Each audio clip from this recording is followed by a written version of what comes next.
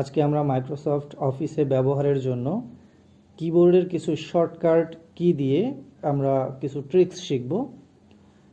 প্রথমে যেটা আছে দেখেন কন্ট্রোল সি, এটা দিলে হচ্ছে কন্ট্রোল সি। কিবোর্ডে যদি আমি কন্ট্রোল সি প্রেস করি তাহলে হচ্ছে কপি হবে।